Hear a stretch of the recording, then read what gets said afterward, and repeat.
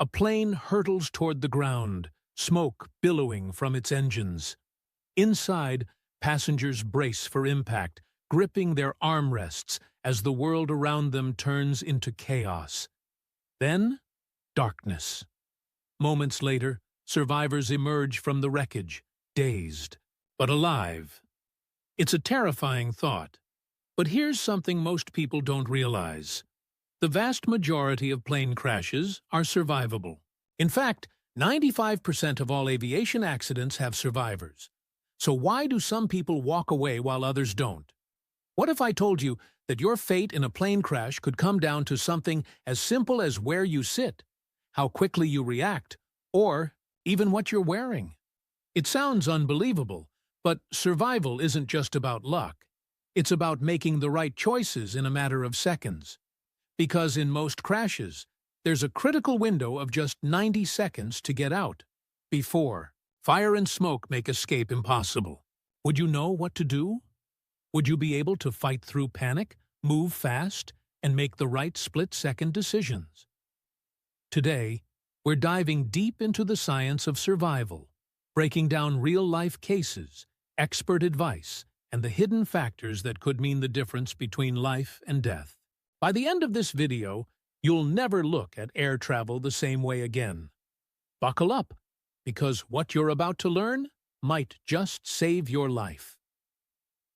When Air France Flight 447 plunged into the Atlantic Ocean in 2009, investigators uncovered a chilling truth. The pilots had minutes to react, but confusion and hesitation sealed the fate of all 228 people on board.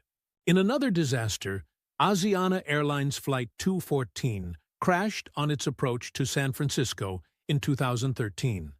The impact was survivable, yet some passengers lost precious seconds grabbing their luggage. Seconds that could have meant the difference between life and death.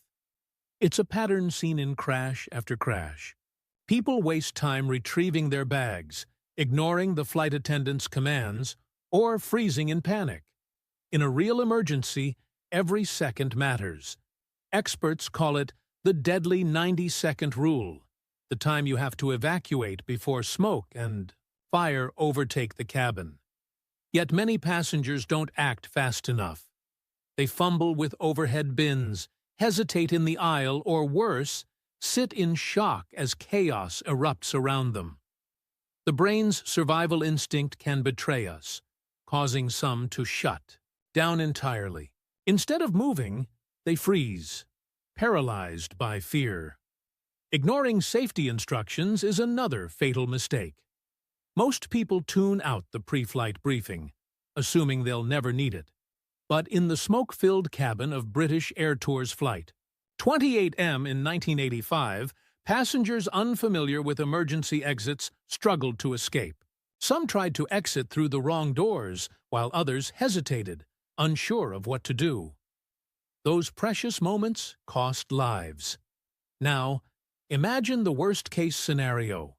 The cabin is filling with smoke, the lights are flickering, and fire is spreading. Would you be able to push past fear and move? Or would hesitation trap you inside? Survival isn't just about luck. It's about knowing what to do before disaster strikes. And as we'll see next, there are ways to dramatically increase your chances of making it out alive. You've probably heard the myth. The back of the plane is the safest place to sit. But is that really true? The answer is more complicated than you might think. While some studies suggest that rear seats have slightly higher survival rates, it's not a guaranteed life-saving choice. In reality, the safest seat depends on the type of crash and where the impact occurs. Consider this. A comprehensive study by the Federal Aviation Administration found that passengers sitting within 5 rows of an exit had a significantly higher chance of survival. In fact, people in certain sections of the plane have up to a 40% better survival rate than others. Why? Because in an emergency, distance to an exit is everything. Smoke spreads fast, fire moves unpredictably, and every extra second spent trying To reach an escape route could be fatal. Seat position matters in other ways, too. The aisle versus window debate isn't just about comfort. It could mean the difference between getting out quickly or being trapped. Aisle seats offer faster access to exits, but they also leave you more exposed to flying debris. Window seats might feel safer during turbulence, but if you're too far from an exit, your escape time increases dramatically.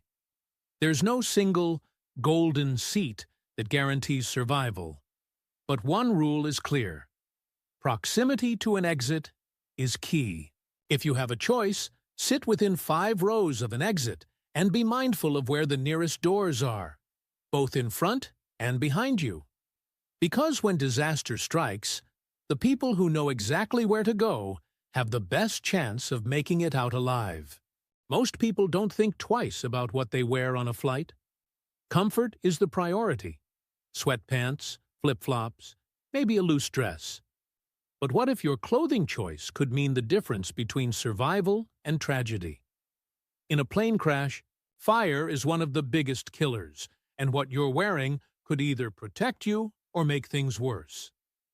Synthetic fabrics like polyester, nylon, and spandex might be stylish, but they melt at high temperatures, fusing to the skin and causing severe burns that make movement almost impossible.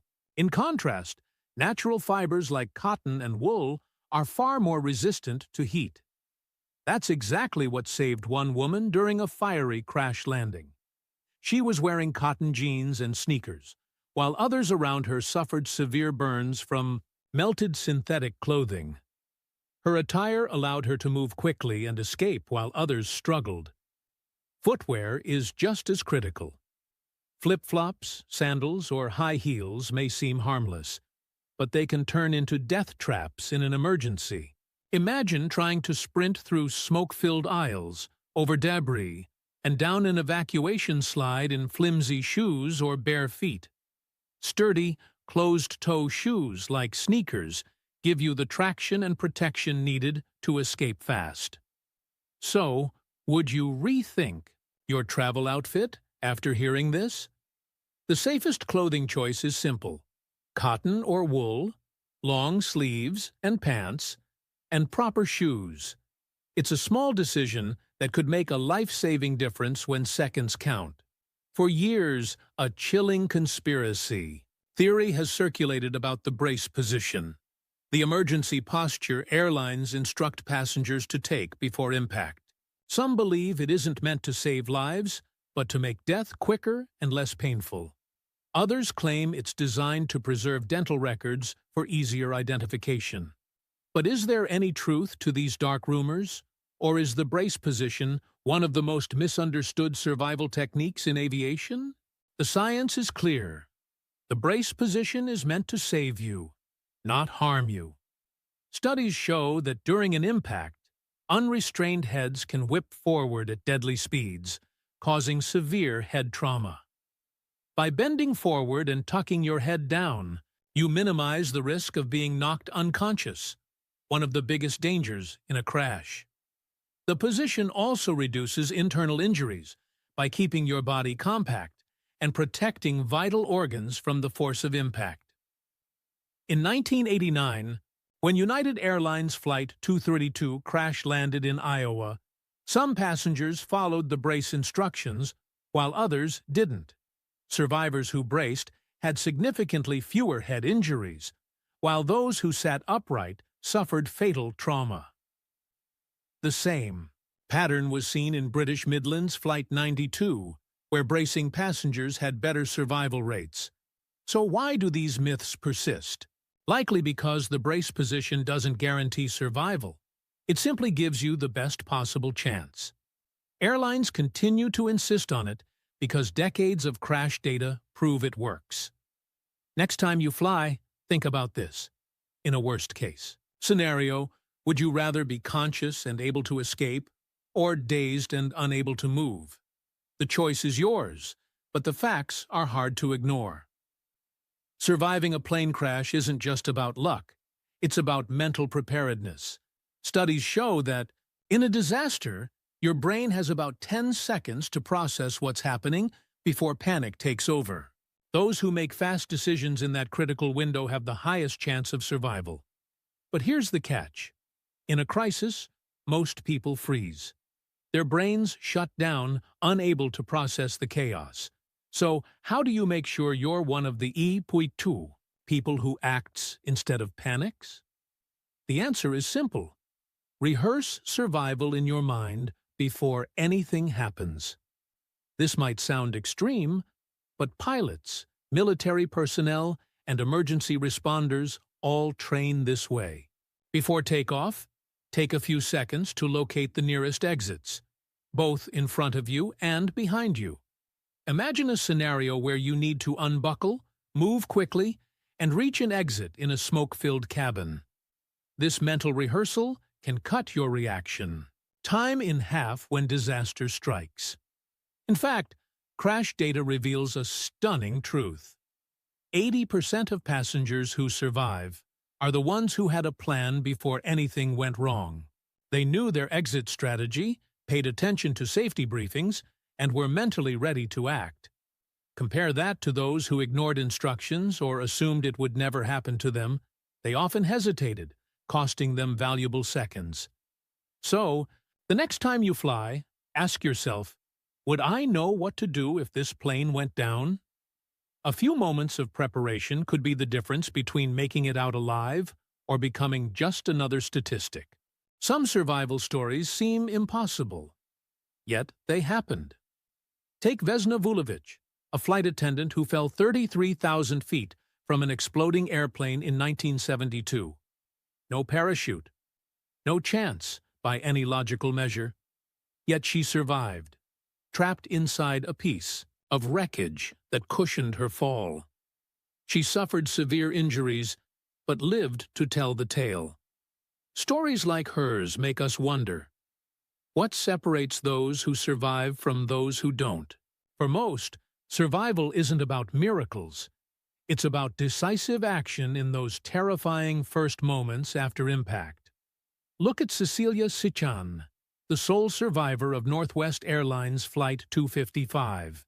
At just 4 years old, she lived through a deadly crash because her parents shielded her with their bodies. Or the passengers of British Airways Flight 5390, who worked together to hold their captain inside the plane when he was nearly sucked out mid-flight. Their quick thinking saved his life. Across countless disasters, survivors share key traits. They stay calm, they act fast, and they don't waste time. They fight through fear instead of freezing. They make split-second decisions that maximize their odds. Is there a formula for surviving? Perhaps. Preparation, mental clarity, and quick reaction time seem to be the deciding factors in who makes it out alive. So, here's the question. If your plane crashed tomorrow, would you survive? Would you know what to do, where to go, and how to beat the odds? After everything you've learned, one thing is clear. Survival isn't just about luck. It's about being ready. Next time you step onto a plane, remember, survival isn't just about luck. The choices you make before and during an emergency could mean the difference between life and death. Sit near an exit. Dress smart. React fast. And most importantly, have a plan. These tips aren't just theories. They've saved real lives. So, share this video with someone who needs to know. You never know when this knowledge could make all the difference. Stay safe, stay prepared, and we'll see you in the next one.